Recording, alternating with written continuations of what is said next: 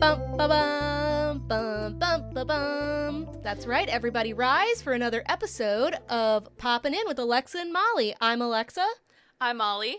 And you're here with a brunette and a blonde, much like those who got married this past weekend. Have you ever heard of a little couple called Travis and Kelce? Cool.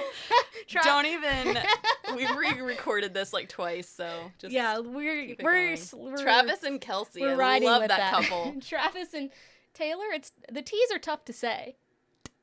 But before we get into that, Molly had her lovely 30th birthday this weekend. No. Happy birthday. Thank you. Well, I asked you how you felt about turning 30. You were like, I haven't really thought about it that much. Yeah, but it doesn't need to be brought up. Oh my But God. thank you. You were like, well, you're almost 31. I was like, okay. Yeah, well, I needed you to be put back in your place over there. you were like, you're like in your late 30s. Yeah, I was like you're on end of life journey over there.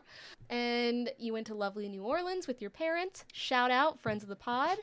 And now you're back, and you're a little bit older and a little wiser and even better for it. You know what?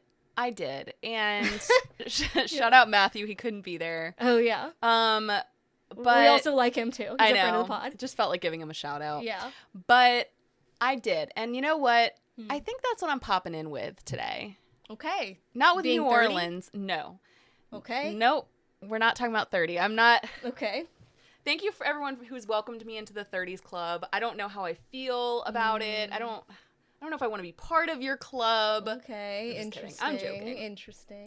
We're all joking over Yeah. here. But no, I went to New Orleans. I loved it. I loved the food. Okay, I could eat. This felt unethical, but I did eat turtle soup a lot. And Was it at? It was so good. It was at Commanders. Commanders. Oh, It was at Court of Two Sisters. It was at like every restaurant. And I literally I could eat I could eat gumbo and jambalaya, red beans and rice, turtle soup like over and over, and I'd be totally fine. I had it the entire time. But anyway, Nice. I loved it.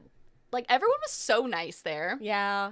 I was not in this hell of a city Mm-hmm. for July 4th. No offense, means Williamsburg. It was 250. Yeah. I'm not 250. Get out of here. It was 102 degrees. Try 30. It was awful. I'm going to say what I'm popping in with this week Okay. is because I saw, like, you know, I was in New Orleans learning about Marie Laveau, Okay. LaLaurie. It really got me in the mood to watch American Horror Story Coven. Okay. So I did a little rewatch. Wow, since between like now and Like yesterday? every night I would like watch an episode, like as I was like going to sleep. Okay. Wow.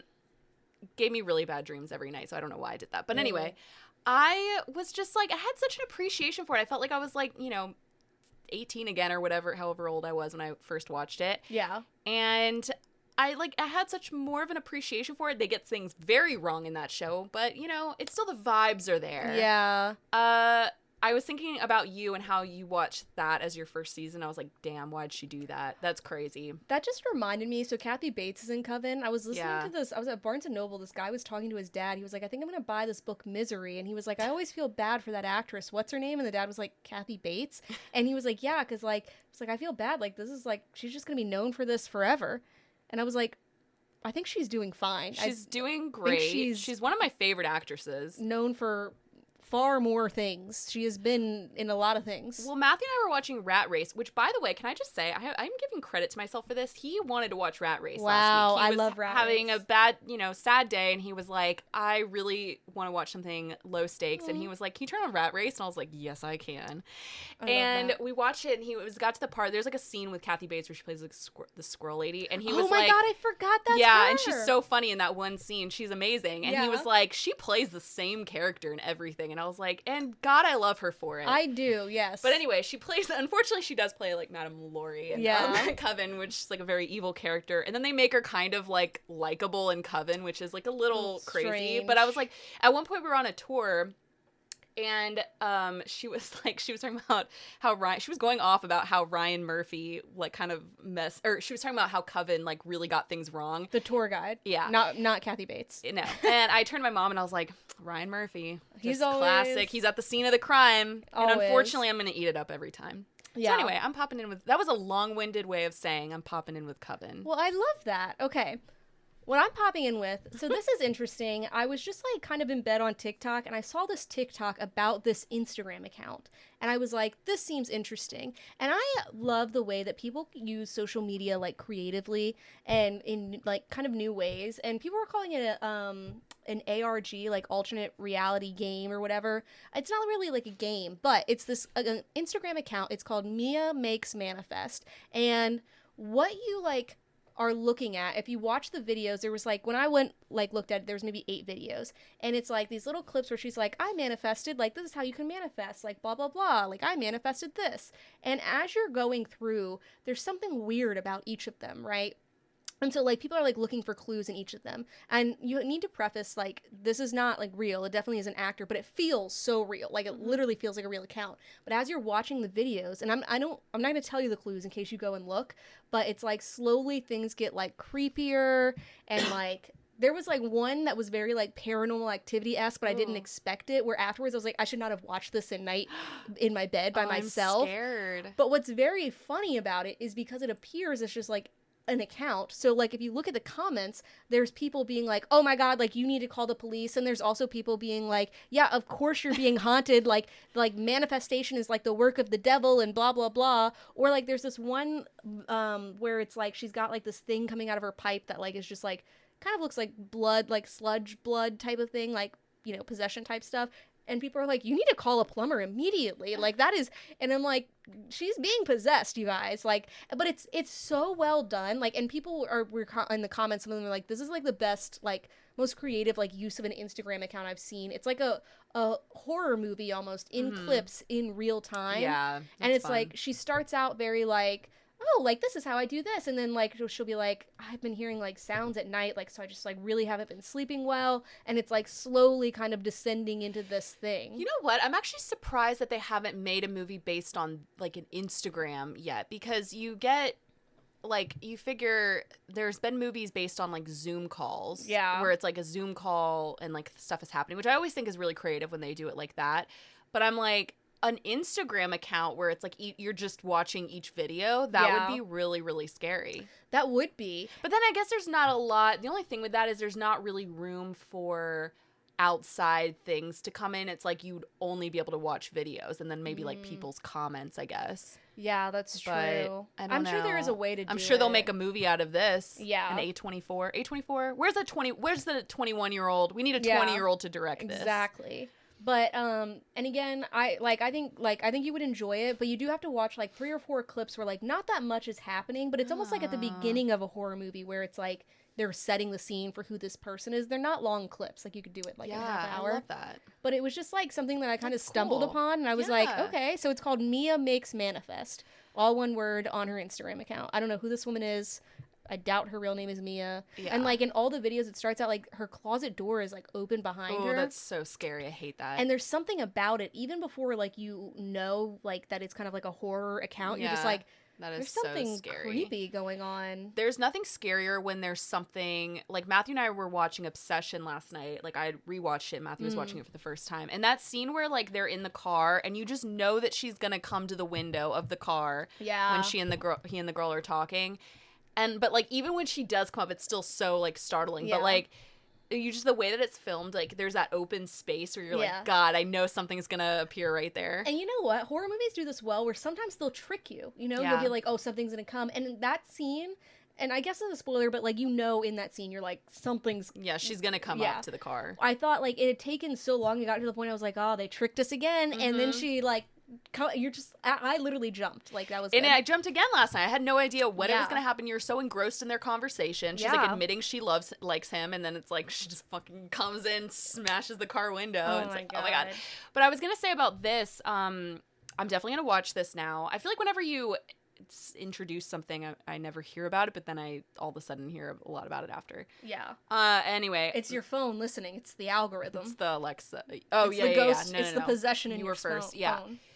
Matthew and I are gonna play a game on Netflix. It's this new horror game that I heard about, and then he heard about it too. And we're gonna probably play it at some point this week. But it's like a Netflix. I'm sure I don't know how Netflix games go. Let me know if they're good or not. But this one is a horror game, and I'm like, oh, interesting. We're playing that. Okay, let me know. Let me know the name. I'll look it up. Yeah, I'll look. Sorry, I didn't say it, but yeah, I'll figure it out. But anyways, so that was what we were popping in with this week. But let's get into the big news of the day. I love there was like a Twitter account where, you know, how sometimes news headlines will just they'll be like Taylor Swift is now married, period. And someone like quoted it and they were like, yeah, because nobody would find out otherwise. Yeah. They're like, we're aware. Yeah. Thank you. So Taylor Swift and Travis Kelce. Mm-hmm. Not Travis and Kelce. Travis and Kelce.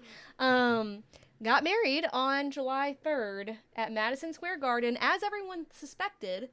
Which I thought about it, like, you know, they obviously, all the people who had to go had to sign, like, massive NDAs. But I'm like, there was so many people there. I was like, of course this was going to leak, I think. You know what I mean? Yeah, I think the real first indicator for me that it was real was Lena Dunham in a car, like, on the way. Like, somebody got a shot of her, like, on the way there. And I saw other people say that. They were like, wow, this is how I found out this is, like, really real. It's like, Lena Dunham is there. Like, yeah. I don't know.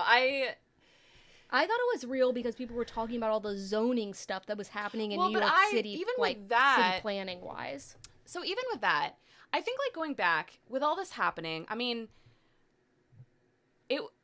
when all this information was coming out and it was like, oh, she might be getting married at Madison Square Garden, I was like, okay, like I think a lot of people thought it was a decoy. Yeah. Like, wait, is that the right? Yeah, like a decoy. Yeah. Distraction. Yes, a lot of people thought it was a decoy, and I was like, yeah, because who would do that? Yeah. You know what I mean? But everyone, you know what I thought was interesting was people kept being like, she's going to get married at, I'm just going to call it MSG. And they were like, I can't believe, like, they wouldn't want to get married, like, somewhere prettier, blah, blah, blah. I was like, I don't think you guys understand that she has plenty of money to make that venue look like whatever she wants it to look like. Like, it's Madison Square Garden. They can transform that into anything. So they did, and I don't know if you've seen some of the photos. Yeah. Some photos have leaked. And, like, it really, somebody compared it to, it almost looked, and I'm not saying this, like, in a mean way. It literally did look like this. It looked like a funeral parlor. Like, the lighting and the, like, so, yes, you're right. And I had the same thought. I'm like, yeah, she's gonna, like, make it look, you know, whatever. But the windowless, giant, like, there's no way it's gonna look, like, beautiful. You know what I mean? Like, it's not gonna be magical. Right.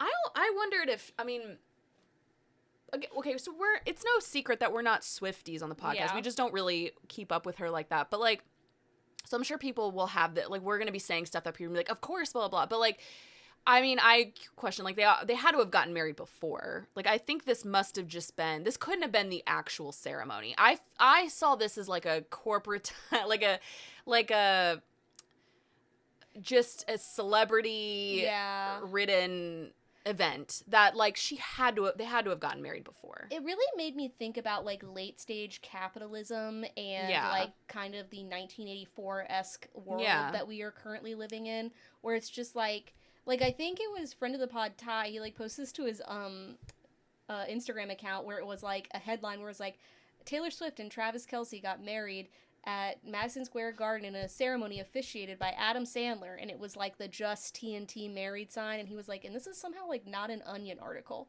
You know what I mean? Like, this is real life.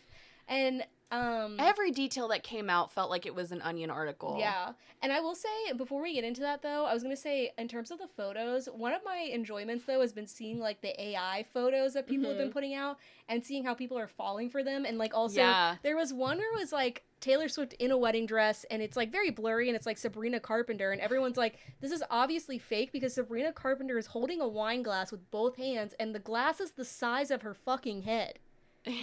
She's small. Yeah, I mean, she's not that small. you know what I mean? She's not a child. And so that's been interesting. I think there are certain things where I'm going to be I try to be an unbiased observer, where I do think I agree with, I'm like, not the vibe I would go for. But also there are certain things where I'm like, she's getting hate for some strange stuff. What is she getting hate for that you find strange? I think, like, there are certain things, like, a lot of people were talking about, which I think, like, this is both on her, but also on, like, New York City, city planning. There was an interview, like, with this guy and some of, like, the businesses around MSG where they were talking about, they were like, you know, we had heard this maybe might happen. We went to the city. We were like, we need to know, like, for our, you know, budgeting purposes, for our finances, how is our business going to be impacted? And they basically, up until like a day before, were like, you don't have to worry about it. It's not real. It's not happening. And then like a day before, they blocked off the street for all of those businesses. So it's like all of those businesses were like, okay, well, we just lost like 2 days worth of business during 4th of July weekend, during the World Cup, in the summer, whatever. And again, I don't know, like, I don't think that's necessarily on Taylor. I do think it's on, like, the city, but it's also, like, so okay. I do think it is on Taylor, because you know where it's going to be. You know how this is going to affect. You're telling me she didn't think about that at all? No, I actually, here's the thing. I don't think she did, and that is also, I'm not saying this. Yeah, I'm not saying that as a pro to her. I'm like, I think people forget that she is a billionaire who is not thinking about, like, people, like, these small businesses. She tends to only do things retroactively, in my opinion, from what I've seen, and I'm sorry to friends of the pod who love Taylor Swift. Like, but I do think, like, in that situation, like, the city also needs to be held accountable for the fact that it's, like, you need to give these businesses some kind of prep for this, like, financial strain or whatever. Or if I'm Taylor Swift and I am going to cause these businesses to be closed down, I need to pay these businesses for whatever those days. So that's what I'm like, wondering maybe if she will do that. I don't know. Because I could see her, again, retroactively doing that. Tree Payne, whatever her parents, why's her name Tree? Anyway, she, heard it was short for Katrina, but why does she go by Tree? Anyway, she'll probably do that now. But I will say, I kept seeing things about, like headlines where it was like, Taylor allowed all of her, all of the, like, workers to take part in the buffet at the wedding, and I was like, yeah, that's normal. Yeah. Most like weddings do. Most vendors get a plate of food. Like, that's not actually that wild to me. Like we were just talking about, I think it would be way like, okay, she apparently donated money to these organizations. Why not donate money to the businesses that had to close down, who didn't get any business those two on such a crazy busy weekend? Which people, so I saw, like, this headline about how, like, her and Travis donated $26 million or something to different charities, and people were like, how are you going to hate on her for donating to charities? And I was like, the thing is, it's not that they are just doing that out of the kindness of their heart. No, they're announcing it. They're announcing it, and it seems like a way to be like, we're doing this kind of thing. This is going to hopefully counterbalance that. Because also, you know, the amount of, like, water and electricity used for this thing ended up, like, there were New Yorkers who were, like, going without power during this heat wave, or, like, they were encouraged to use less water and use whatever. Meanwhile, like, Taylor Swift's wedding is using, like, all of this. However, the side argument to that is people are like, okay, well, what if it's just, like, a show? A show would do the same thing. Yeah. But it's not a show. And she didn't have to do it. Yeah. Yeah. It's not. I'm confused why she thought this was, like, a good idea. Like, genuinely. And I'm not saying that as, like, a hater. I'm literally, like, I would love to know what their thought. Because it seems like a joke to me. Like, genuinely, it seems like we would make a joke about how she and Travis. It's like, I'm just going to say it. It's kind of the tackiest thing I've ever heard of. I was just about to say tacky. And we got a lot of comments, so don't hate on us, because most of our comments here that we got are about how this was a tacky thing. And I think most people are saying that. Like, it's not, like, that crazy that we're saying that. Yeah. It's so wild to me that they chose this. Like, it's almost like a mockery. Like, that's why I'm saying it, like, it feels like it can't be real, because it's so...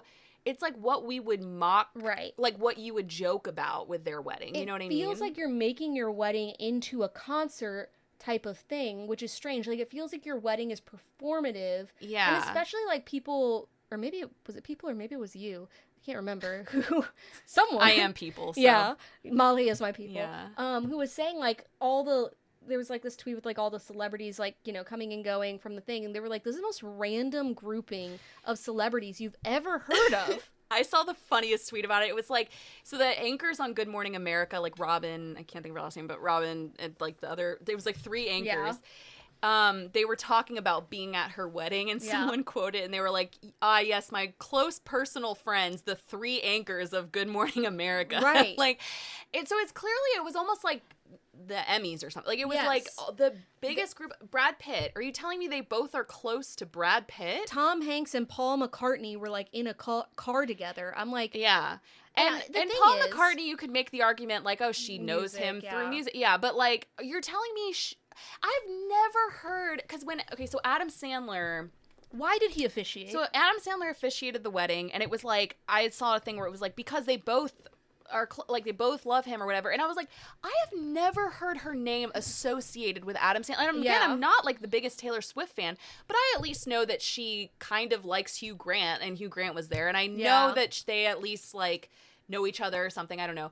But I was like, Adam Sandler, I've never heard her be associated with him. Why? And again, that's a thing where it's like, this can't be real. That sounds like a fever dream. And I was thinking about it. I think I saw like one photo or something where it was like a family member. But I was just like, it makes me almost feel a little bit like sad for them in a way where it's like, it just sounds like their life is very hollow because all of their friends are just celebrities, which yes, you could say it's just the people you work with. You like, we are work friends technically, but it's also like you don't have anyone from any other like stage or anything from your life. It's like these people that it's just like, and it sounds like it was such a big wedding that, again, it feels so performative in the nature of it. Well, and I can't remember who, was it the CEO of AMC who posted a long thing detailing, like, every part of the wedding, and he said that they they spent, like, 20 minutes on vows. So, like, it clearly was a real ceremony, but I just still question, like, there's no way they didn't have an actual ceremony with family and friends. Like, I don't know. I could see her just doing, this is straight to the gun. You know remember what I mean? when she was on Graham Norton, she was talking about her wedding, and she was like, it's going to be huge. And I was like, I didn't realize she actually meant it. Like, she was like, I'm inviting everyone. She and was like, by the way, Graham Norton did. Yeah. I saw it, like, it was just, like, the most random people. And I was just like, oh, you really did just invite every single person you've ever heard of. Yeah. And also I could see them not getting married legally beforehand because isn't it like marriage records are public, right? Which is why I was confused when people were like, let's confirm if Zendaya and Tom are married. I was like, can't we just look at the like public marriage documents? Isn't that like that's not like a private thing, right? Like, I don't know. You can pull marriage records. I don't know. But I also like... It's just, it's like, why would you want that for your wedding? Like, I think that's about, that's what I mean. It's just like, what, why? And it's like, I think about, like, the celebrity weddings that happened this summer, and they're on, it's almost like a spectrum where it's like, Tom and Zendaya, my good friends, are on one end, where it's close like, personal friends. Yeah, they didn't tell anyone. We will probably not know for a very long time, whatever their wedding looked like, whatever. And then it's like, in the middle is, like, Dua and Callum. Again, never said just Dua. That sounds so crazy. That was weird. Where it's like almost like it was like a big celebration. It's like a week long of events, a lot of money spent, whatever. And they shut down. So, like, I'm not like, we're not dismissing other marriages, weddings who do that. Okay. But something felt more intimate and more like personal about it, where it's like you're seeing like a couple of celebrities who you're like, I know that they're friends with this person. Right. Charlie XCX is there. Right. That makes sense. But then like if you look at like the photos where it's like kind of like a grouping of people, it's like a good mix of like celebrities and also like their friends and family, like people that they know. And then it's like Taylor and Travis on the opposite end of the spectrum where it's like a, I don't know, 800 person wedding, all celebrities, and they're close to none of them. And I was just like, if that were me, I would look at this room full of people that I invited to my wedding, and I would feel like the loneliest person in the world. Yeah. And by the way, marriage records are generally public, but anyone can request a copy, but some like have access. Some access are like restricted. Oh, okay, that makes sense. Confidential. Yeah. So depends, I guess. But anyway, I agree. I think it's interesting because, and also, did you see like the billboard? That was another thing where I was like, oh my God, this can't be real. Yes, when I saw it, the Just TNT Married, I thought it was TNT, like AT&T, doing an ad for a second. I was like, weird that they're just like that supportive of that wedding. And then I realized like, no, this is just them of their own accord, which again, I'm sorry to be like so hateful. I was like, that is stupid. Yeah, and you see the something had, I don't know if it was like handkerchief, like something had like inscribed like so it's gonna be forever. Yeah. But then somebody was like, literally the next lyric is, or it's going to go down in flames. Like, yeah. why would you? Right. It feels like she was almost treating it like a concert, like a royal wedding. Like she's like, so I'm Princess Diana. That is how I saw it, because there's a lot of royal weddings in other countries will, or like big rich weddings in other countries, like they will have celebrities who they don't even know attend their weddings, and that's what this reminded me of. But I'm like, well, but you're not. You're sometimes when people are talking about this, because we were talking about this a little bit earlier, and I was thinking to myself, I was like, I think people forget, like, these are just people. You know what I mean? You're not like, and granted, people who are like a part of a monarchy are just people too, but I'm like, these are just people born into random houses that became famous. And it's like, but we're kind of treating it as though it's a royal wedding. Like, just, and I don't know. It's just like this, like, distance between the actual relationship between the couple and the vibe of the wedding. Do you know what I mean? Right. Where, like I feel like your wedding really does tell a lot about you as a couple. Mm-hmm. And I'm like, I think the reason that this really works out for Taylor, and we were kind of talking about, like, the Joe Alwyn of it all, where he was, like, really private before, and I'm like, I think she didn't want to be private. She wants to be very, like, look at me, look at this big thing. Yeah. And I'm like, and I think that Travis is like that too. So that's probably why maybe they go well together, but it also makes me question, like, the performative nature of their relationship. To me, there's no doubt in my mind that they are not a real couple. Like, that's just how I see it. I don't, if I'm wrong, like, I'm sorry if I'm wrong. That is how I view them. I think they are so performative. And, like, people keep saying, like, how all the NDAs, there were no, like, not a lot of photos or whatever. And they were like, we're waiting for the documentary movie that comes out a year from now. I'm like, one, absolutely, that will happen. Yeah. Two, the bidding war for her photos. I was thinking about, like, which magazine is going to get them, how the insane amount of money that they're going to pay for them. Yeah. Because the thing is, she's not going to do a Tom and Zendaya and be like, oh, this is private. It's like, actually, this is so private because she's going to be selective with, like, Vogue is going to publish these photos for a certain amount of money. Like, I'm essentially, which, again, celebrities do that all the time. Yeah. This is just to an insane level. Yeah, I think it's just it's like we already know this about her, and we already have this view of her, so that's what's making this just so, like, oh my gosh, there's something so Hunger Games about it. It's, like, wild. Yes, it is. I also think, like, a big tactic, a big strategy with this is her inviting all these people, so now it's like they can be on Taylor's side. Do you know what I mean? Yeah. Like, they can be on her side and post about it and like her because they were invited to her wedding. Right. And I don't know, there's just something to that it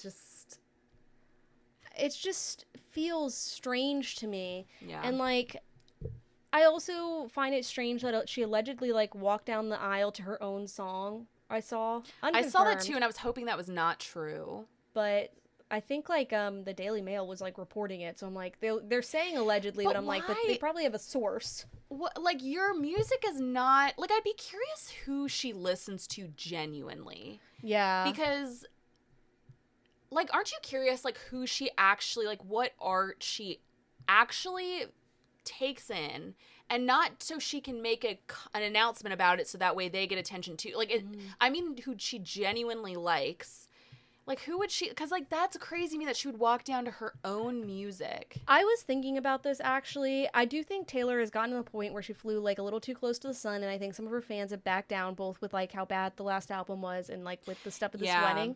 And I'm like, I think it's because she's gotten to this point. She is so far removed from, like, the general population, where I think she's not taking in, like, genuine art or, like, appreciating things. I think she's regurgitating things from a point in her life when she maybe had a closeness or, like, the ability to understand, like, art and, like, process those things. But I think it's, like, almost like, you know how, like, AI bots eventually are going to, like, be, I mean, they already are horrible, but even more so because they're just gonna be, like, regurgitating their own information. Yeah. And I think that's, like, she is, like, a snake eating its own tail, where she's just like, what the art that I'm into is my art. Mm-hmm. And she's not, like, actively seeking out new things. But also to me, I'm like, you walk down the aisle to your own song. I feel like I would be, one, self-conscious about that, and two, I'm curious which song, because I'm like, was it about Travis? Because those ones weren't that good. Right. And if not, then that feels awkward. Hopefully she did make one that's... Maybe she wrote a custom song? I don't know. No, I thought I had seen what it was, but I don't know.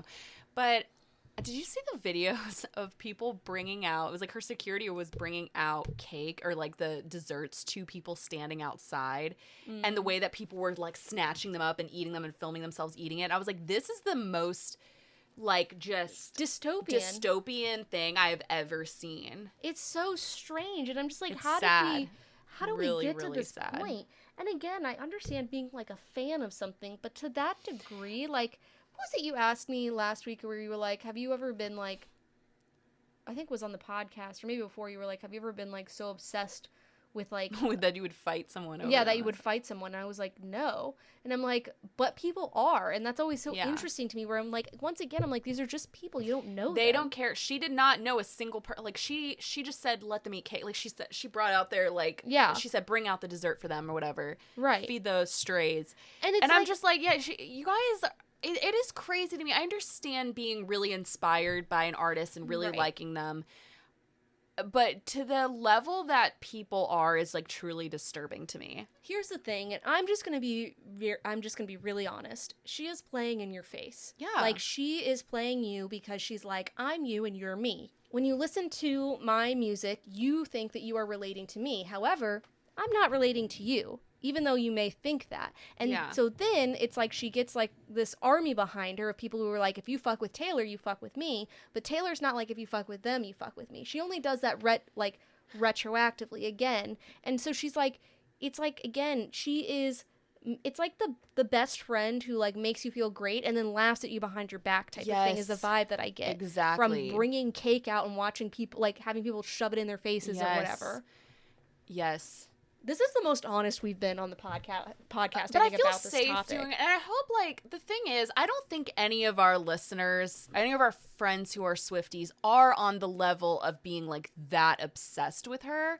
Yeah. I don't think you guys are. I think I'm hoping that you are not the people that we are talking about right now. And also, like, again, I just want people to open their eyes, because blind idolatry is just like absolutely insane, especially in this capitalistic, commercialized world that we live in. And this is what I was thinking about, where people are like, there are no ethical billionaires type of thing, where it's like, but people are like, but Taylor's for me. And I'm like, you have to realize she's been a billionaire long enough that even if she tells you, I'm liberal, I'm for this people, she is going to be for herself ultimately, because what it comes down to is she is not in the same, she is going to be fine. The Titanic goes down, she's on a boat, and you're not. Yeah. And has she ever spoken up about anything, at least recently? No. She has been silent. So and just when remember she has, that. it's only after people have called her out about things. Yeah.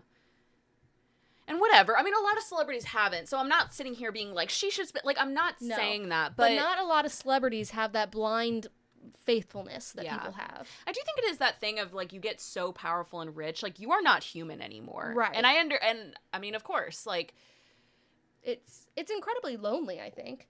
Yeah. But you also like, I don't know, it's just like, no offense, but she does not care about you, even if she says she does. She has been so famous and so wealthy for so long. She cannot relate to, like, your problems. She can only relate to it in a way that her PR team feeds her what your problems are, and then she, like... And the biggest example... Sorry, I cut you off with the last word. But I was going to say the biggest... Because I meant to say this earlier, and then you just brought it back. But the biggest example of that to me was when she had that lyric... I don't know what song it was, I'm sorry. But she had that lyric where it was, like, old eldest daughters... Yeah. The lamb, whatever... And to me, that was, like, the biggest... I was like, oh, come on. Right. Like, she knew... First of all, those lyrics didn't really make a lot of sense. Right. It's not poetry. I don't think so. A lot of people called it poetry. It wasn't. But also, it's like... that was, to me, the ultimate thing of, like... Oh, what's a buzzword here? Like, eldest daughters... That people will relate to this. Yeah. You know? Like, that to me was just like... Oh, when I heard that, I was like, oh... Right. Please. And it's like, I think, and I'm not saying like all of her music sucks or something. Like, she's had bop, she has things that like I have enjoyed, whatever. This is like, I was a fan of Taylor Swift. Yeah, at one point I was, and then it got to the point where I think honestly like some of the fandom kind of made me be like, okay, this is a little bit crazy. Yeah. But it's just like, if she actually leaned into who she is as a person and her own like actual emotions, as opposed to what should I mirror in my audience, so that way they still like me, I think we would get something more interesting and artistically like creative. We've gone off the wedding now, but I was thinking about it earlier where I'm like, this happens a lot, I feel like, especially with musicians, because they are like creating their music, where like you think about like you're in your peak time and you kind of are always living for that peak time. However, some musicians, very few, I think, are able to kind of like come back and like have a resurgence. So like I think like Lady Gaga had her peak time, then she kind of took a little bit of a break, and then she came back and like she's come back with like an excellent album or whatever. But it's hard to do that without taking like a step back and being like, let me like tune into myself and the society around me. And Lady Gaga came back, and it was like, you heard this album and you were like, oh my god, this is back to her like Catholic, like you know what I mean? Like Catholic church, like blasphemy, like whatever, Stephanie you know Germanata, what I mean? Yeah, like it's like you heard like her roots, like, well, no, like you're back to this like just her ultimate like Gaga sound, whereas like I feel like lately it's like Taylor comes out with just whatever fits into the time, to the times, and like she came out with Life of a Showgirl, and I think that was when a lot of her fans were like, oh, like she clearly put no time into that, right? And it came out sounding like slop, right? And that, to me, so when we say like we've come off her wedding now, I really don't think we have. I think the wedding, like all what we're saying, just sort of like it does relate to her wedding, because her wedding to me just really reflected all of that. Right. And I think like I feel more comfortable like talking about Taylor without getting like shot down immediately in the streets, because it's coming from a place of concern, because I think about like the amount of just the influence she has like in culture and society, and people like tend to just like follow her. You know what I mean?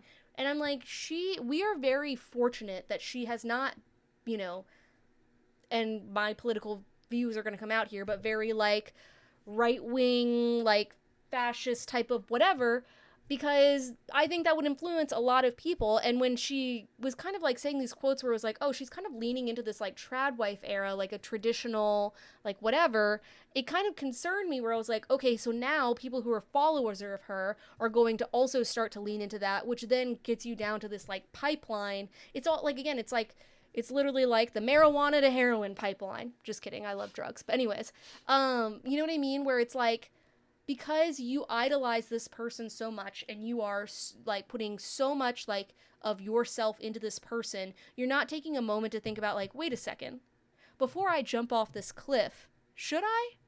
Do you know what I mean? Also, so back to the wedding though, the pictures that I've seen from inside, I'm just going to be honest, ugly. I'm like, this doesn't that's look what great. I was saying. Yeah. It didn't, when like you're like, oh, it's she has the money to make this look beautiful. It didn't. It's still the inside of Madison Square Garden. Correct. And it's like a lot of drapery, which seemed interesting. How much did you look up how much they like reportedly spent on the wedding? No. This is interesting because people can't really put a number on it. The estimate is between $20 and $50 million. I think it's probably closer to $50 million when I think about like all that they had to do in Madison Square Garden, all the permitting, all of whatever. And so when they were like, oh, they donated $26 million to charity, someone said this is like 1.6% of their combined wealth.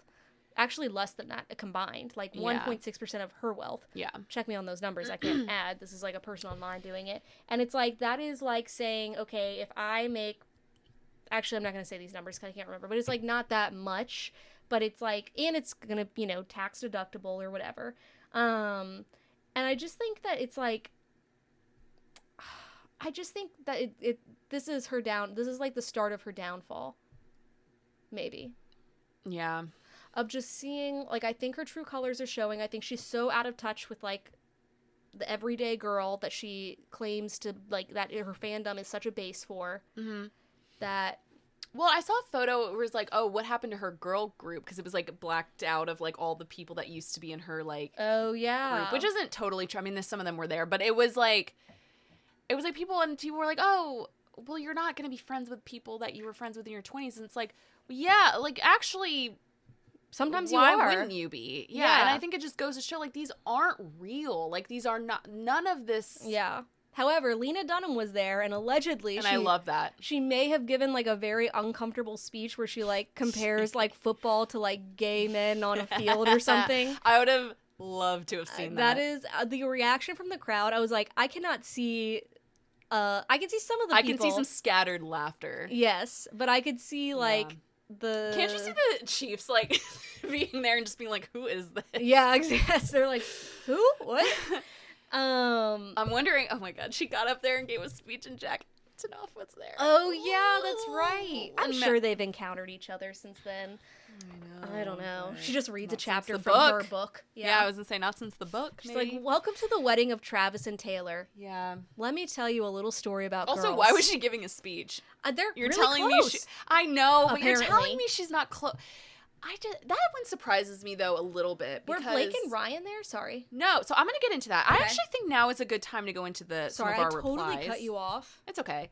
We're gonna go into some of our replies because I'm gonna, and you know what? Yeah. Put your ponchos on. You're gonna be in the splash zone. And we should clarify these are replies. I'm not gonna attack. Yeah. But kind of. I kind of am. Shark attack. Be ready.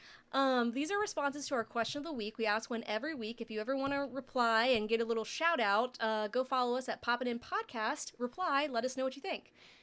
And I want to say this. Okay, I wanted to say this earlier. If you are our friends, we have some Swiftie friends. Yeah. Sorry, Emily. Well, let me just say this. Okay. If you stopped, like, I hope you kept listening because I think, like, it's easy to hear what we're saying at the beginning and be, like, skipping it. And this is to all of our Swiftie friends that are listening, like, or any Swiftie fans that we've got. I think it's easy to skip this part and just be like, I don't want to hear what they have to say about this. But I hope you did because I hope that we can, that some of what we're saying may not change your mind. I'm not saying you need to stop being her fan, but create informed opinions. I want you to have outside opinion. I want you to hear outside opinions on things. Exactly. And so I'm gonna say this. So Megan was a little surprised that we were talking about it. She said, "Ooh, T-Swift content for the pod." And then she said, "So having it at MSG made sense for privacy." And I want to stop there. Yeah. What are your thoughts on that? Because there was like a lot like, okay, they had it there for privacy. People keep saying for privacy, which like, yes, but I'm like, also. But you shut down. You could rent out like a private island. Exactly. Like, and I've seen people be like. For privacy in like one of the biggest cities in the world. And they shut down all everybody knows it's there. They also had billboards, TNT. And like, I understand. So it's privacy, but. Yeah. Okay, maybe safety measures, sure, but everyone knew it was there. It wasn't really, let's not say privacy, let's say maybe security reasons. That's fair. What kind of privacy are you getting when you invite 800 of the world's biggest celebrities? Yeah, so we didn't see a dress going in, okay, but, and I did see some photos of people, like, taking, like, videos of, like, her Rhode Island house and, like, how it's, like, there's no privacy there. I understand that, but like you just said, they could rent it. There's so many other places they could go. She has more options than Madison Square Garden in Rhode Island. Yeah. Like, she could get married on the moon. Let's not say privacy. If we said security, okay. But this event was the opposite of privacy to me. It's a worldwide privacy tour. Yeah. Sorry, Megan. Love you, Megan. I'm coming for these replies. Yeah. I'm loving it. No. And she said, and love that Blake and Ryan weren't there. Let me say something about that. Interesting. I didn't know if they were. So they weren't there. Okay. And we don't know, by the way, whether they were invited or not. Yeah. They could have been invited and didn't come. Mm-hmm.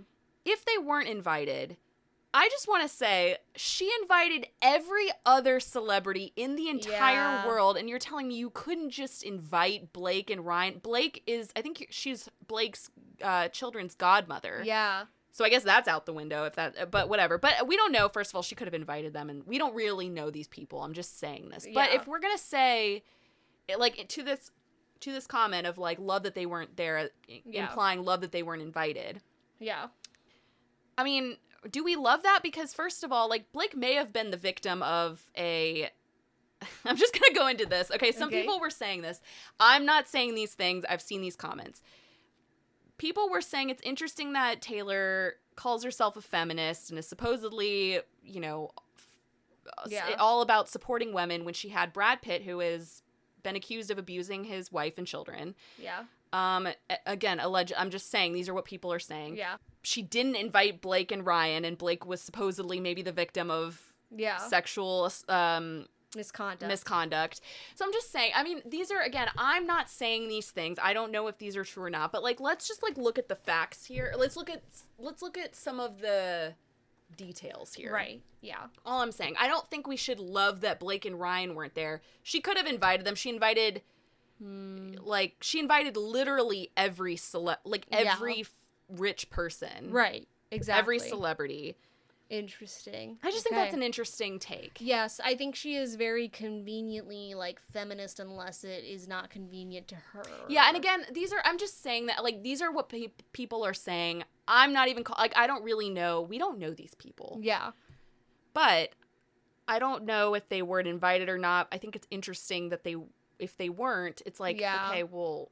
So I guess we're just dropping them. And also, I kind of am like, why does she... I don't understand why she, like, hates Blake now, because it's like, well... She was pulled into, like, the whole This thing, is supposedly one of your best friends. Like, if you went to court and you were like, hey, our text messages are getting summoned, I'd be like, I'm chest out, 10 toes down. Because what it looks like to me, and again, this is, like, where I'm not being a hater, I'm just saying optics. Like, this is what it looks like to me, is that everyone turned on Blake, so now Taylor turned on Blake. Right. Like, that's what all it about looks the like. brand. Right, and that's what it looks like to me. So I'm just saying, whether I'm wrong or not, like, that's how it's appearing. So I'm just saying. Okay, sorry. No, love you, Megan. Yeah, sorry. We're done. Yeah. We're done with the comments. Talk to you tomorrow. Yeah. Eric said MSG seemed janky to me, but that's all I know about it. Okay. I love Eric's, like, I don't have anything to say. This is all I have to say. Yeah, he's like, even Eric's like, I don't know about that one. Yeah. Savannah said, I have so many thoughts, in all caps. Well, Sav, what were your thoughts? Yeah, let us know. Kelce said tacky. And Jared said, from what I've seen online, it looked very overkill to me. Happy for them, but no modesty. Okay. Also happy for them if it's real. But I do not hope that they have a false marriage or whatever. I just think that we need, as a society, to, like, humble these people and realize, like, we're living in District 12. You know what I mean? Yeah. Like, we just need to stop being like, oh my God, like, that was so amazing. Like, people, like, blocks away didn't have air conditioning and water. Right. Because of, like, the issues that were happening in the city at that time. You know what I mean? Yeah, and I guess also just, it was just visually tacky to me. Yeah. Like... And people are, like, saying, like, oh, do you think, like, we will see photos of her wedding? I'm like, absolutely. Did you see the photos of her engagement? I'm like, it's going to be very, like, controlled, probably. Exactly. I don't know. Wow, that, like, I feel like I just released a demon. We did it really. This was an topic. Exorcism. Yeah, for a while. And also, again, I'm really not trying to come off as a hater.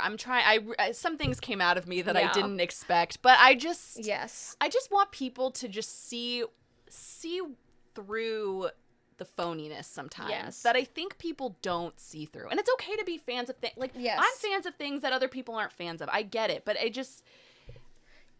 think here's the thing. I don't want to discount things that people love. I want you to love the things that you love.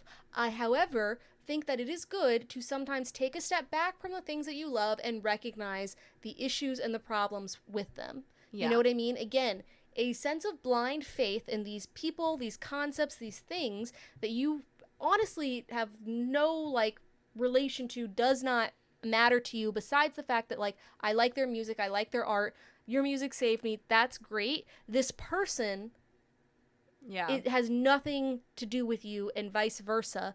Be a fan of it and take yourself out of the situation. Be an informed fan of something. Yes. And just hear outside opinions. Again, this is where I say, like, I hope that you kept listening if you are a fan and you were, like, hopefully you didn't just skip. Sorry, like, guys. I don't want to hear Molly and Alexa. We do love you. We love you. Please don't give us a bad rating. We unlike Taylor Swift, we don't have $1 billion, so please. We're just two girls with a dream. Yeah. And I hope Alexa edits me out if I sound like a crazy person. I don't think so, and I'm right there with you. Okay. Again, you might listen back to this and be like, "Oh, she sounds psycho," and feel free to censor me. I want you to know, you go to court, I'm actually not even involved. I'll be there. I'll be like, actually, no, that was me. Yeah, I was right there with that bitch. Yeah, and she was at my wedding. Yeah, exactly. Yeah, and so that's all we have to say. I think we've said enough. Sorry, guys, but that was really cathartic. Actually, that felt. It was. I feel like we really didn't even go fully. Yeah, I feel like we said some intelligent points, and maybe we didn't. Then I don't know. I don't know. Whatever, but I'm gonna stand on it. Yeah. Yeah. Well, but you know what? Okay. I want to talk about something. Little transition here. Well, kind of a transition, but also related, because while the focus was on Taylor and Travis and Kelce, yeah. Taylor and Travis Just this TNT. weekend, I want to talk about another couple that in New York that didn't steal their thunder, but almost stole their thunder. Yes. Who were genuinely in love, and I loved it. Yes. So, okay, I think when it was first happening, it just looked like maybe two protesters wearing masks and all black scaling the Empire State Building. Yeah. I always want to say the Eiffel Tower. I don't know why I do that. Yeah.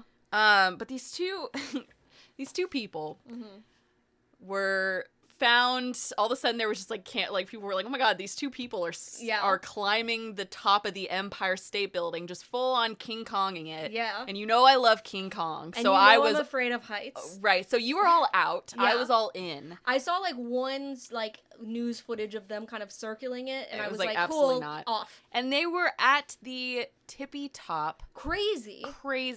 And they unfurled this large banner at the top of the needle that read, when the power of love beats the love of power, the world knows peace. Now that is beautiful. It is beautiful. A little corny, but beautiful.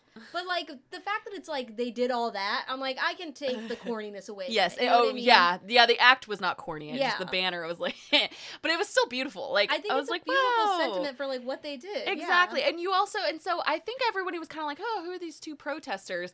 And then the guy got down, they climbed down to the highest platform. It's like the antenna has, a platform for if you have to, do repairs and stuff. Probably. So they got down, and the guy got down on one knee and proposed to the woman. So now it was a proposal, and they kissed, and it was a whole thing. So the couple is Angela, I might butcher her last name, Nicolau. Okay. She's 33 years old, and Yvonne Birkus, he's 32.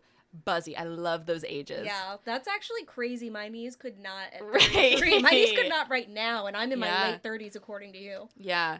They're so so, and I want to point out, when this was happening, I was not yet 30. So okay, yeah. Just want to. You were like, wow, look at the elderly. Yeah. So they're a Russian couple. They've actually performed stunts like this all around the world before, and so they were actually the subject of a Netflix documentary called Skywalker's: A Love Story, which I love that.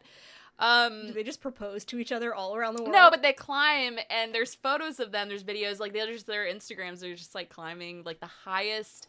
They definitely have some kind of kink. The photos are there's one photo of her laying on the literally. I don't even know. You would die if you saw this photo. No, but his hand is around her throat, and she's laying. And no. I saw a tweet where it was oh, they fuck. Oh yeah. It's just genuinely a thing for them, but they do this. And of course he proposed to her. I want to say that Matthew and I got engaged in New York first. Also, but near the Empire State Building. We were a little high up. Yeah. But no, so they climbed. They went through a hatch on the 103rd floor of the building, which is used for water tower maintenance, and it's not open to the public, but the floor below it is. Oh yeah. To be clear, what they did was illegal. Yeah. Oh yeah. And so they did get arrested, and they're facing charges that include burglary, which is that's a pretty big one. I'm not sure what the burglary was, but whatever. What did they do I guess in just the everything. Empire State Building? What did they, like, I think there's offices? Like, who has offices in the Empire Empire State State people? Building? I thought you meant that. And I was like, well, I just told you. They climbed.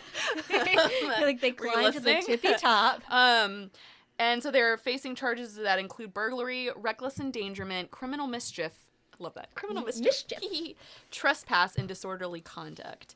And my favorite, so they got arrested, and there's, like, video of them leaving after, like, you know, they were released, I guess, on bond, and they're literally holding their papers. You can see when their, like, court date is on the papers.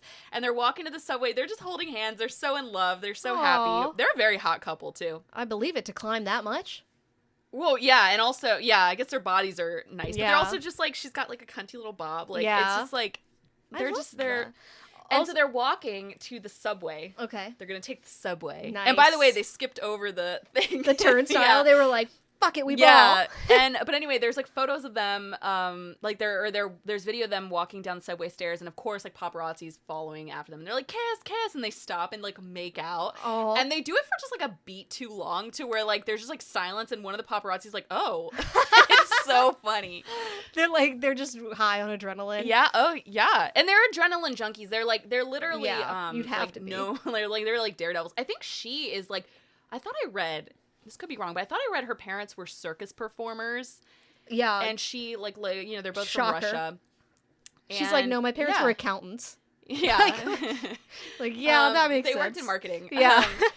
But yeah, I thought they were so fun. I just love a little story like that. And my favorite is there's this audio of these two, like, I think they're airport control guys, and they have the thickest New York accents, and they're talking to each other, and he's like, I don't know, two geniuses climbed the Eiffel Tower, and the other guy's like, oh, and he's like, or no, he's like responding, and then the other guy goes, oh, and he just proposed, and the other guy goes, ah. It was just the most, like, New York conversation. That's funny. Yeah, they're so probably funny. Like, we've seen some shit. Yeah, it was just great. I'm glad you said the thing about how they got up there, because I was watching, there was, like, a clip from, I think, like, Fox News, where the woman was like, okay, well, as you can see, like, there's still people out on, like, the observation deck. Yeah, can you imagine being out there that day? Well, I was like, I thought they just climbed up from the observation deck, so imagine you're just, like, out there, and you just see this person, like onto the side and start climbing. That's what I thought. And they were just like, well, I guess another day in New York. No. Because I mean, these are free. They're just free scaling. Like, I don't think they're free climbing, whatever. Free solo. Yeah. Yeah. They have gloves on, but that's about it. They're just Spider-Manning up this. They must have had something to, like, hook onto. I don't know. Well, no, because, I mean, I think they just climb out of the window and they just climb up. Like, I don't know. Interesting. I didn't think they did, but maybe I'm like an idiot, and everybody's like, of course they did. I don't know. I don't like to think about climbing. I know things. you don't, but it just was so King Kong, and I loved it. Because the helicopter's circling around. I would have been so queasy, like, being up there. Imagine if she had said no. Or, like, I was, like, also thinking, I was like, what if you just dropped the ring? Like, oh my God. But my favorite was she was taking murders someone. Like, she was, like, taking photos of the ring, like, on top. And the photo looks great, by the way. Oh, I haven't seen the photo. She had her nails done, too. Oh, I don't know if she knew. Do. But I was like, she climbed up with those nails, those engagement nails. It's like that clip from Summer House where she's like, she wore shoulder pads to the beach. Of course she knew she was getting engaged. Yeah. Like, it's just, also, like, when you were saying, like, they do this around the world, I was like, imagine if it was one of those things where they just, like, propose at, like, random restaurants and they get free stuff, and they're like, and next, the Empire State Building. Yeah. Like, next is the big one. But they're, like, slightly famous, so they really couldn't do that. I wonder what they're going to do for their wedding. But if as a guest you'd be like, I'm not going up there. No, like, no. They're like have their wedding is on the top of a tower, and that's how you get a small wedding, is by being like, you have to come up here. You get, like, a pulley system of people, like, getting, like, lowered and raised up. Because you know how, like, you have a destination wedding to get like a smaller amount of people. The destination is like the top of, like, Mount what's Everest. that Dubai? The Dubai tower is like the highest tower. That's in the world. one that guy just did, Alex, the free solo guy. I wonder if they've climbed that. I don't actually know. Yeah. Probably maybe. not. I think you have to get, like, special permits. That might be, like, you really are done for if you're, like, illegally climbing that. It did make me laugh. Like, at first we were like, when they didn't know what was going on, they were like, we don't know, like, maybe this is an act of terrorism. Right. And then it's just like, nope. We're just getting engaged. Two geniuses. Yeah. Two geniuses climbing. It is fun because, if one of them fell to their death, like, the other one would Like, they just love each other so much it just wouldn't happen. Do you know what I mean? The power of love beats the love of power. Yeah. Congrats to them, and good luck to their future, and invite us to the wedding. Nope. Really? I'll watch from below. Okay. Maybe they'll have a normal wedding. They just have a wedding at, like, a venue. Yeah. They go to Las Vegas. They're like, we did the big one. Don't worry. Yeah. We're talking about season 5 of The Bear. The final 5? The final season. Christ. So, I finished. I'm guessing you did not watch it. No, so what happened was last season I watched half of it. I was bored out of my mind, and we were going to talk about it in the podcast, and you were like, I don't want to spoil it for you. And I was like, spoil it, baby. Like, I don't care. And I never went back to finish it. And are you sure that was even season 4, or was it maybe it was season the most 3? recent one. So where did we leave off? Okay, so where we left off. Previously on Lost. Yeah. Love that. So at the end of last season, Carmy stepped down from head chef and he handed over the reins to Sid. Okay. So she's running the restaurant. Carmy's just kind of there helping. And basically this season of The Bear, the final season. Mm-hmm. And I gotta say, like, thank God. Yeah. I think we all felt that way. Yeah. It takes place all in the course of one shift. So totally reheating the Pitts nachos here. 24. Right. And so they're trying to, basically the plot of this season is they're trying to open the restaurant on like a really stormy day. The restaurant floods. And people are late to their reservations because of the weather. And so it's kind of like backing stuff up. And basically all of this like is happening and it could be their final like service. Yeah. Because they're running out of money. And so what's also happening, like a B plot, is Uncle Jimmy is trying to find the funds to keep the restaurant open or he has to like sell the restaurant. Typical. And so, and I actually liked that plot. It was kind of interesting. But so basically this whole, the whole season, 8 episodes, is them just getting ready for the shift and just like chaos ensuing and then like the shift happening and then and again they're like not sure if they're gonna even like be able to have the funds to keep the restaurant open. So here's the thing. I actually really liked this season. Really? I couldn't tell when we were like briefly talking about it. Don't worry guys, we saved it for the podcast. But here's the thing. I really did have to kind of binge the season. Like I watched today I actually finished like I think I watched like 3 episodes, which for me is a lot to watch 3 episodes in one sitting, especially because the last 2 episodes are like about an hour long.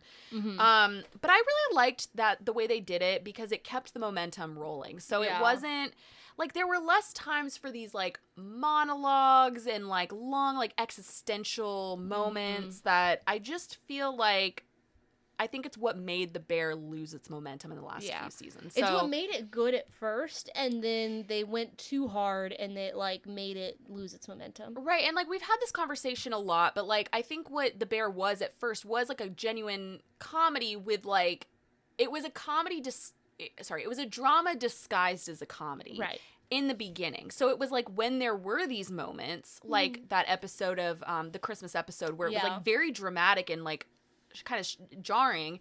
That's what made those episodes so special. Yeah. But then it was like, and you said this to me this morning, I think after season 2, it really lost its humanity. And I definitely agree with that because, and I said, I think it was this, it got this huge ego with all the Emmy wins and how just big it became. And they sort of, like, it did sort of lose its humanity. And, like, all these dumb celebrity cameos that, like, the last few seasons had, these, like, over-the-top, like, artsy sequences, that it was honestly, A, boring. Yeah. And B, it just felt like a different show, and I think we just, like, didn't care anymore. And you know what I think? It's interesting because it's almost like the show took on the same trajectory as the restaurant within it, where it's like, it started out as, like, oh, this scrappy little thing that got a lot of attention. And then it was like almost as when like the restaurant got more prestige and the show got more prestige, it like kind of became a like farce of itself, if that makes sense. Exactly. And I also, so I think it's one of those shows too, like I'm glad that they dropped the whole season at once as opposed to weekly because I think they also it truly,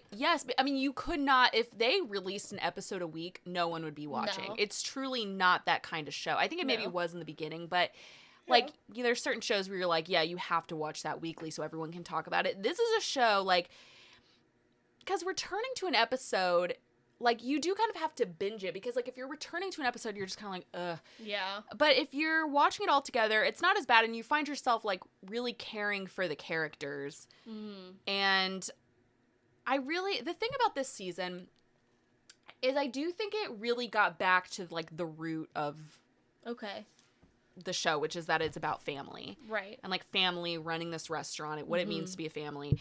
And I think so I really did come away being like, this was a good ending of the show. And I think it was really, to me, I kind of realized, I know Carmy is the main character. I think he's an incredibly boring main character. But you also do find out a little bit more. I think if they didn't say it, which I think they do kind of at least imply it, that he is maybe like a neurodivergent character. Yeah. And then it's like, you understand him a little bit more, but he is truly, we've said this before, like, he really does not change. No. At all. And I mean, you can see that, like, you could see, like, little changes, and I will say, like, in this finale, he has, like, this, like, moment of reflection, but I still am like, well, he's still the same character. I think he truly is, like, not the main character, but just the true, like, arc, like, of the show, who had a perfect arc was Richie. Because... So the second to last episode, there's a scene where Carmy drops a plate. It's in the middle of, like, a really chaotic, like, scene, and they're just, like, rushing to get these orders in, and everything's chaotic, and, like, Carmy accidentally drops a plate, and he kind of has this moment, like, he's about to, like, have a panic attack, you know? And, like, Richie comes in, and, like, past Richie, like, season 1, season 2, Richie would have been, like, cussing him out, like, screaming, like, whatever, and he just goes, it's okay, we got you, and he's, like, super calm about it. Yeah. And, like, you could really just say that he is, like, he's not, but he is, like, sort of the main character of the show, because you just see the most change in him. Right. Like, he had, to me, I would honestly say he had one of the best character arcs, like, on TV. Yeah, and I think, like, that is a sign of good writing if a side character overtakes the main and you can go with it. Yeah, exactly. I mean, he was, like, I would say, maybe even the third main character, but I just had, like, the best example of character growth on TV. Like, and one of the best. The one, like, the character that people talk about the most and are interested in he's the so most. interesting. He's funny, and he still is funny, but he's like, you truly just, and you have such an appreciation going back to that episode. I think Forks. Forks? Or napkins, whatever. Forks is they throw, or napkins is where he's folding the napkins. Forks is the one. The Christmas one. No, that's the fish. I think that's Feast of the Seven Fishes? I thought it was called Fish or something. I thought Forks was the one about Richie. Maybe. I don't know. Whatever. Forks, napkins, cups. You guys know what we're talking about. But I really did appreciate that. And I'm not going to get into spoilers. I'm not going to get into, like, the entire plot of this season. But I just think it really did wrap up very nicely. And I think the last shot, I will say, I think the last shot is of Richie. So I really think it did wrap up really nicely. And I think one thing that just stood out to me about this season that I think did make it better, the fact that it's one shift, like I said, there's less room for, like, these, like, flashback side, like, you know, plots, whatever. Yeah. There just were not a ton of cameos. And I think as the show became popular, people wanted to be on the show. Yeah. So, like, you did see, like, all these huge cameos. And I think that was actually part of their downfall, was, like, relying too much on these celebrity cameos.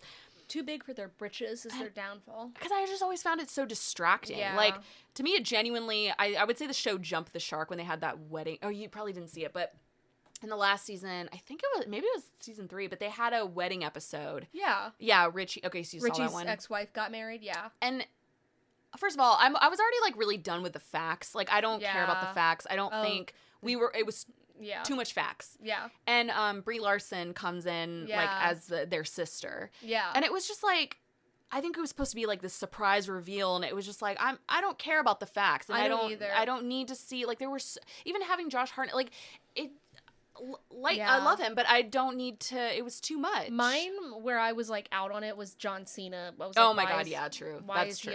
Again, facts. Like, I just don't care about, and they were kind of prominent this season. It wasn't quite as bad. Yeah. But I think, like, their downfall is they were really relying on the facts to hold up the comedy of it all, and they are not, like, once you make that joke one too many times, it's like, okay. And like, Matthew was watching an episode with me from the season. He was like, what, is something wrong with him? Because they just like infantilize Neil facts so much that it's like, which it's like, I understand that he like plays kind of an idiot, but he like fixes and does a million things for them. It's like the classic, they do that with, I swear, every kind of like simple character becomes like straight up dumb or like a child by the end of the show, and you're just like, okay, well, this isn't like, we don't need to dumb them down that much. Right. Like, they're not like a 5-year-old. But I will say, they really didn't, in the last episode, they did show like the family, like John Mulaney and like whatever.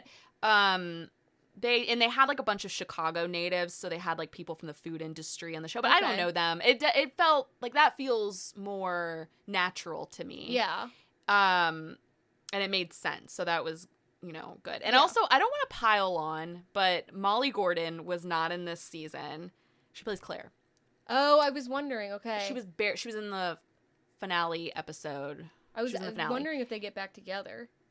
They don't show it, and okay, I will get into like a little bit of a spoiler because I do want to talk about this, so skip ahead if you don't want to hear this. But so what I will say about Claire, to me, Claire was like, I actually really did not care about Claire and Carmi. I thought like their scenes were a bunch of like, oh my gosh, it's like so much like pausing and just like silence and like just dialogue that just is not interesting. Right. That's what gets me about this show. Sorry, I'm gonna kind of go off a little bit here with this show, is like the dialogue, whenever they do those scenes, it's like they're not saying anything. Right. I'm not getting anything from, I'm not like, wow, that was a quotable line. You know what I mean? Honestly, does Carmi have any quotable lines? I feel like all the quotable lines come from everyone else. No, he had one at the end, and I won't spoil it, but I guess if you're not going to watch it, I don't know. But but he had one that I could see people like, oh, because it was like a big like moment. But anyway, she wasn't in it, as like she really was not in the season. I think that was good. And then there was a scene with, so like a lot of people do ship Carmi and Sid a little bit. I never have. I thought they were just purely like, friends. And I mean, platonic. I don't even know if I would say, then they're platonic and coworkers with the same dream. Right. Yeah. A shared dream. Yeah. And they have a scene, oh my god, it's actually so cringe now that I think about it. It's in the last episode. They're going to like, they're hugging, and it's like a very intimate moment. They're happy about something and they're hugging, and then they're hugging, and then they go like this. Yeah. And you're like, oh, here they go. Like they're about to kiss. You can't see Molly, but she's like leaning back like like they're looking at each other for a moment. And it's where the fans can be like, ah! Yeah. And then they just hug again, which I think is nice. But I'm also like, it reminded me of the Steve Harrington like blackout scene. Oh, yeah. Like it was that, you know what I mean? Where it's just like, okay, please. But I just want to say, like, some of my favorite storylines that sort of to me like came full circle, and I just, I don't know, I did really like these like characters and storylines from the whole show. Was Natalie, like Nat, Sugar, whatever, Sugar. Her relationship with her mom, who is played by Jamie Lee Curtis, was always like very like antagonistic. Like Jamie Lee Curtis's character, I don't know if it's ever actually stated, but it's just like at least heavily implied that she's like maybe bipolar, has some kind of personality disorder, because she'll just snap on a dime, and she's like a very kind of volatile character, at least in past episodes, but she seems to be like doing well. And so like the whole like season, she's taking care of Sugar's baby for her during the shift, and they end up having like a really nice relationship at the end, because she's like not trusting of her while she's taking care of her baby, but then like in the end, like you can tell how happy it makes Jamie Lee Curtis that she's like has this grandbaby, and she's like seeing her kids like succeed at the restaurant, and like and so it that ends very nicely, and I thought that wrapped up. And then also I think in terms of character growth, but also just like a character who I've enjoyed watching, is Marcus, who is played by Lionel Boyce. Boyce. I've always really liked Marcus. I think he's a super interesting character. And then his friendship with Will Poulter's character Luca, who like Will Poulter's only a cameo in season 2. I feel like I never knew his name was Luca. Yeah. Well, I heard it a lot this season. So he was like supposed to be just like a cameo in season 2. He meets him in Copenhagen. And then he is now like, he was in last season a lot, but then he's in every episode this season. So he's like basically a main character at this point. And I just like love their friendship. I think it's really special. They have like very good chemistry, and they kind of spend like a lot of the season fighting, but I think it just shows like how much, because like he finds out something about Luca, and so Marcus gets like very upset, but I think it just shows how much like he cares about him. And so I don't know, I just like really loved their friendship. They were very moving to me. And so I'm just saying all this in like, wait, like I think like so much of the show is like about like Carmy and Sid, who to me I think Sid is an interesting character, but I think there's other characters who like along with Richie are just like very like their character growths are just interesting to me, and I don't think they're talked about a lot. And so yeah, but I think the show really needed to end pretty desperately. Sure. I find it interesting. I've heard no one talking about it. Yeah, I've seen like most of the reviews are pretty good, and I've seen like most people talking about it are like, wow, this was actually a really good way to wrap up the show. And I think I personally think it should have only been 3 seasons at the most. I don't think it's a show that I don't think it's a storyline that should have gone that much longer, but I do think like I'm glad it ended the way it did, because like it was like very wobbly for a couple seasons, but then I think it really found its footing again in the end. Do you think it'll be Emmy nominated? I think it'll be Emmy nominated, but I don't think it will get any love. I think people are just truly past the show. And it's so interesting because like to me it's not that crazy that it got a bunch of nominations and didn't win anything. Like a lot of shows are like that, but when people talk about this show now, like when they're talking about this season, it's like everyone notes. Like it's very like infamous for how it just fell off. Like I think it's almost like there's a lot of shows it didn't win anything, which is again not crazy. It was nominated for a lot of stuff, but like the fact that like before it was like such an Emmy darling, like where it like won like 3 acting Emmys and like all these like other Emmy like. And the fact that it didn't win anything, like I think it was truly like an example of a show that just kind of fell off. Yeah. But I think that was kind of their fault. Like I think, you know, other shows come in, like, so The Bear was sort of the comedy, and people can argue it wasn't a comedy, but like it was like the comedy like darling of like a year or two, but then it was like Hacks came in. Yeah. And so it's actual comedies. Well, yeah, and I think like I've always seen like it's not that dramas don't do this too, but I've always really noticed it with comedies where it's like at one point it's Modern Family was like really the Emmy, like it always won Emmys. Then it was Abbott Elementary, and then The Bear came in, and now it's Hacks. So it's like, I don't know. That is interesting. Yeah. I think it's interesting to see like the Emmys versus the Oscars, because I think you can definitely track like not American, but just like general viewing interests better based on like trends and nominations and stuff like that. Whereas I think the Oscars is more like not everyone's watching all those Oscar movies, but it's like most of the Emmy nominated shows, I'm like, people are watching Somebody these. is watching. Yeah. Yeah. Like a show is being watched by people. Right. I think this year maybe Hacks will still be a lot of the winners, but I do think I'm curious where Widow's Bay will end up, because if so, I could see that actually kind of coming in, but tough. I know. It's like pick 2 of your favorite children for me. I'm like, I don't know. I don't know. But anyway, I do think, that was The Bear. Yeah. Okay. Well, thank you. I appreciate you, like, once again, summarizing. Maybe if I get sick or something and I'm looking for something to watch. But see, now that it's over, I feel like you won't have a reason to go. Yeah. Like, it's not still on, so you're not like, oh, I need to catch up on The Bear. Well, even when you were like, oh, you put it on, like, the notes or something, and I said, is the new season of The Bear out? Like, I feel like I just have heard nothing about it. Yeah, and then it's been, like, this is how, like, out of it I am. I saw The Bear final season was, like, on our notes, and I was like, oh, did Alexa watch the final season too and put it on there? I'm like, no, you idiot. No, you put it on there. Sometimes, as you guys know, we have notes, and sometimes I'll like see that we've both put like the same note, but it makes me laugh because almost every single time I've spelled it really wrong, whatever the topic is. And sometimes I will say it causes me to not recognize it. Yeah. So then I'm like, oh, we don't have it on here. Oopsies. Let me add it. And then I'm like, oh. But so I want to get into, have you heard anything about this Meta Kylie collab?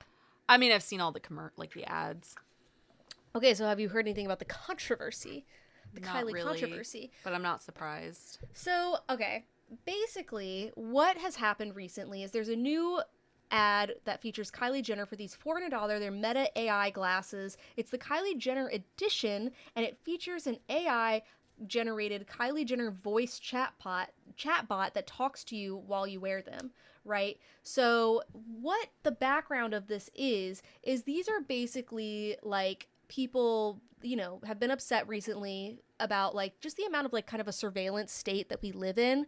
But just to give you a little bit of added context on these like glasses, they're not just like chatbot glasses. Mm-hmm. They are filming things. Right. Like you press a button on the side of your glasses like you're in a spy movie and it films things. So already this has gotten a lot of backlash because it was that like it had to blink this light when you filmed it, and men were disabling that function so that way you could film usually women without them knowing. And a lot of women, there was like a lot of content where men were going up and they were like hitting on women, filming them, whatever, and they wouldn't know they were being filmed until they went online later and they would be like, oh, this guy filmed our whole interaction and posted it.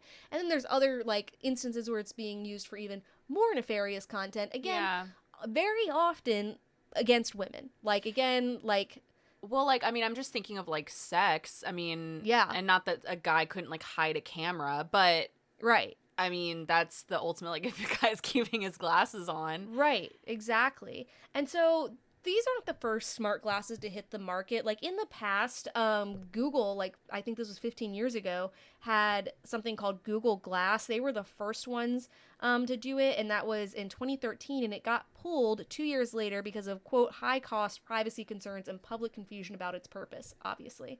Then, like, there has just been like a lot of controversy again with these glasses where it's like, also, you have to understand that, like, women have not been interested in them because they were like, mainly marketed towards men, but also, like, women aren't really, for the most part, like, out here filming people, you know? Yeah. And not to say that there aren't creeps who are women, but we just, like, kind of know the world that we live in. However, Meta, to combat this, because you know, like, we all know that if you want to make money, you've got to market to women. Women make up 80% of the consumer market worldwide. So they're like, okay, let's put our thinking caps on. How can we get women invested in, I don't know, filming glasses? So they were like, let's get Kylie Jenner involved.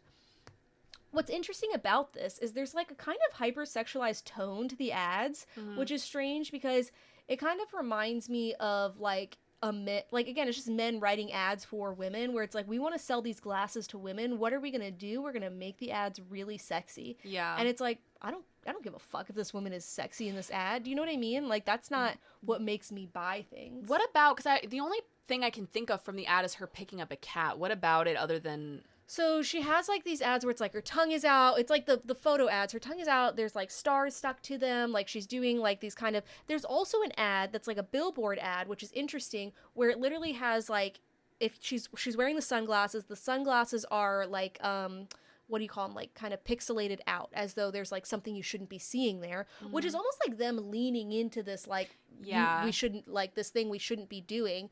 And again, it's Kylie Jenner, so there is already sometimes like a hypersexualized like aspect and I was gonna say like her voice is like naturally kind of sexy almost, right? And also, why would I want to buy a pair of sunglasses or whatever glasses with Kylie Jenner's voice in it?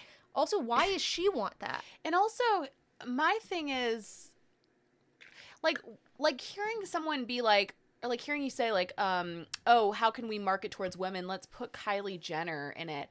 I'm not a Kylie Jenner hater, but I've never, like, Kylie Jenner wouldn't cause me to be like, oh, let me buy this thing. And I don't think a lot of women would say that. Or like with the lip kit thing, you know, like that obviously worked towards women, but that was like a different thing where it's like, if you have something that is ultimately viewed as being like kind of creepy and unappealing to women, Kylie Jenner is not the person that's going to turn that tide for you. Whereas like if you think of the lip kit thing, it's like, well, women were already going to be buying like it's not that much of a leap, which I think is interesting. And I also think it's interesting that Kylie like decided to make this partnership with Meta, because she's been quoted on like Jake Shane's podcast Therapist being like, it's very uncomfortable to go out and be like photographed all the time, have people recording you all the time, blah blah blah.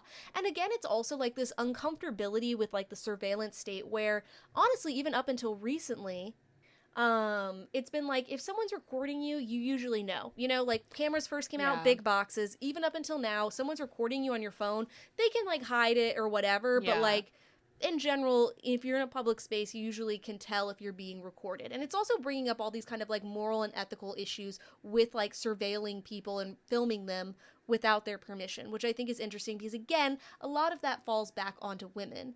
And it's like, I think about, I'm like, why would Kylie sign up for this? But she doesn't, it's kind of, it reminds me, like, not to go back all the way back to this, but it reminds me of the Kendall Jenner Pepsi ad where it's like, she's not thinking, like, we can get mad at her for this, but like, and we should still like question, like, why aren't they thinking more deeply? But I don't think, like, like, why would Kylie do this? She's not thinking about that. Yeah. You know, it is purely just a, like, it's a deal. So I don't think she's thinking that deeply. Or even like Sydney Sweeney with the jeans ad. Right. It's not about like, you know, her making a statement. She's just not thinking. And I think it's interesting because there have been content creators who have brought this point up, and then their posts, like if it's on a Meta-owned platform, have gotten taken down, which I think is very interesting. And even if you go like on TikTok to kind of search it, it's the algorithm is immediately like, oh, look at these hot like sunglasses that I got. And you kind of have to like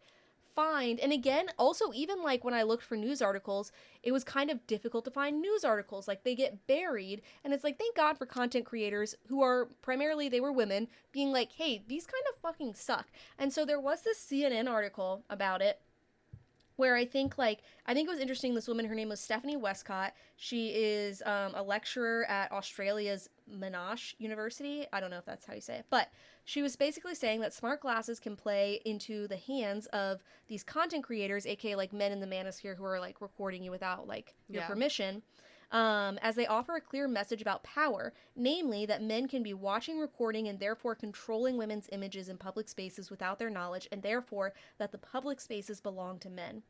And I think like that is just so interesting. And also, like, what you need to understand is, like, you're uploading these things, you need to know that this footage is going to likely be used to train further AI. Like, I don't know if that's in the terms and conditions or whatever, whether you're for or against AI, it's like now, without your permission, like, these things are going to be used for the purpose of something else, which is also not it. And I think it's also interesting to note that, so originally the Meta sunglasses, they were, like, paired with Ray-Ban, and then when they came out with the ones for women, these are not Ray-Ban. And I wonder if that's something like within that company being like, even they're like, I don't know, this maybe seems like not that great. And now it doesn't appear that they even come with the red light function that is supposed to like show that you're recording. They're like, actually, we're just not even going to fix that problem. And so it kind of brings up like this interesting topic of like some of these things that I meant to bring up like a couple weeks ago, but like whatever, but of these like celebrities doing advertisements for these questionable things. So I'm sure you've seen the Timothy Chalamet Kalshi ad or whatever. It's been like everywhere. He posted on his Instagram. It's this long ad. And that is already like, people were kind of like, I don't understand like why he's doing this, because if you don't know, Kalshi like has this kind of like morally questionable like betting system, and they call it some other term, it's betting, where you can literally bet on like genocide, you can bet on politics, you can bet on like everyday things, you can bet on sports, sure, but you can also bet like, oh, is this person going to get convicted on death row today, type of thing. So like and there's not like the laws against it, like there's nothing currently like that is kind of holding it accountable. But then it's like, okay, well, Timothy Chalamet is out here signing up for this, and it's like, oh, okay, interesting. And then Gwyneth Paltrow got a lot of heat recently, as always, because she has been doing an ad for luxury real estate in Israel, which is like, what in the world are you doing? Yeah. Like, are you insane? And I actually, she is a little insane. Yeah. This headline from The Guardian made me laugh. It was "From Goop to Gwenocide, Why Gwyneth Paltrow is starring in a luxury Israeli real estate ad." And it's like, she's come out and like, none of these people are saying anything about it. And it's like, yeah, the money is good. All of these people don't need that money. They could maybe take a second and like pause and think about, what are we advertising? Like, it's kind of like, again, what we were talking about with like the Taylor Swift wedding, where you just see these ads and you're just kind of like, what is the society that we're living in? Like, I feel like I am living in a strange I know. dystopian world. But I guess people just do, like, because people were talking about this with Taylor, not to go back to her, but just really quick, people were like, she's not really a billionaire from just her music. Like, right. it's got to be other stuff. Like, and I guess that it truly does show, like, people are not really making money from movies. Right. And I'd be not necessarily Timmy or... Yeah, it's investments, it's Paltrow, like whatever. But, yeah. But I think that just truly shows, like, they take they take a deal if it sounds good. But it's weird that their team doesn't look more into stuff. But I guess I don't know. And it's weird to, like, again, it's like, you just, like, need to think about what you're advertising.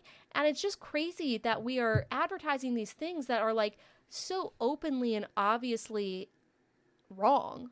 You know what I mean? And it's like, but we don't have any shame about it anymore. I think it used to be like, oh, like, again, I think when we hit, like, peak cancel culture, people were like, oh, I'm not going to do this thing. I'm not going to, like, whatever. And now it's like, I'm going to do it. If you're upset, whatever. You know, because it's like people got tired of holding everyone accountable. But it's like, we should hold people accountable for the things that they are representing. Yeah. I think that is just very interesting. And I just like this, like, looking at it. Like, again, it's not like the Kardashians are known for repping great things all the time. But it's just like... And it's crazy that Kylie and Timmy are both getting heat for these ads at the same time. Power couple in the wrong way.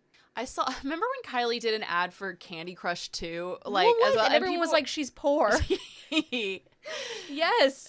I thought this was like before AI was even a thing. I remember, like, getting the ad because I was a Candy Crush person. And I was just like, wait, what?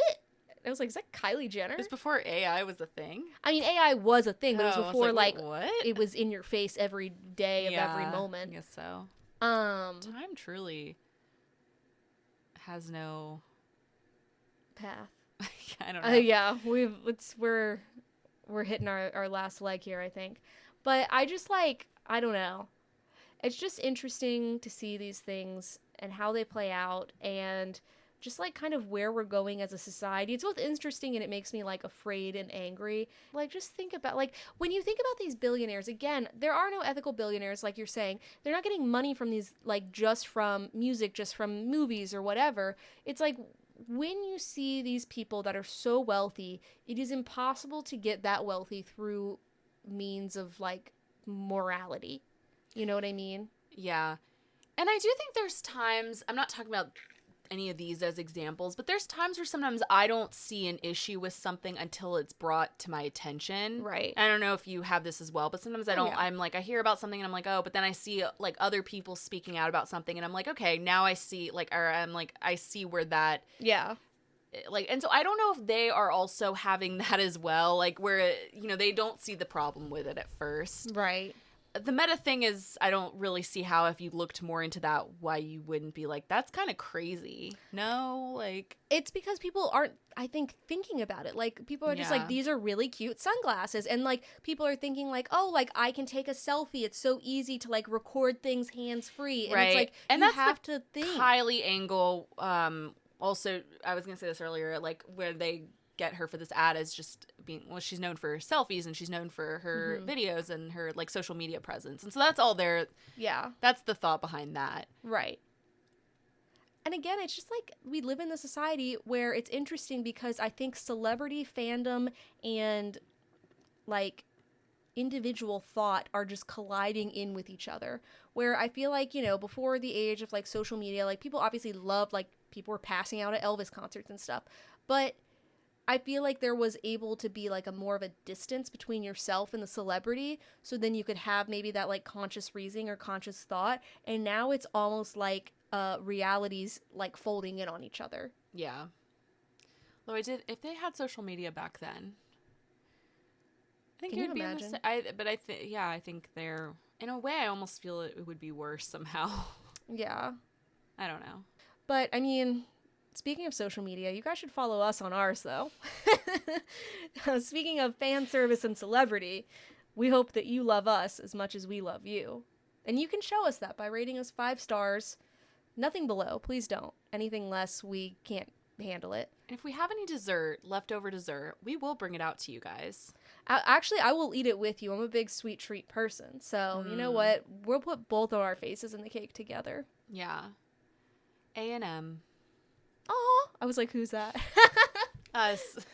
Alexa and Dorian got married today. P and P. Aww. P and I. Poppin' in. Oh, cute. Every I don't know time why I said I'm P and P. Who's that? Poppin' in. Yeah. Pop, Anyways, as always, thank you guys for joining us. Like, rate, review, and subscribe. Share this podcast with your favorite billionaire. Actually, yes. Yeah. Please. We need Or the funds. Your favorite regular person, as we are. Actually, do that even more. Too. Yeah. We do need the funds, but yeah. We're for everyone. Yeah, we would love to be billionaires. No, just kidding. Sort of. Anyways, we'll see you next week. Bye.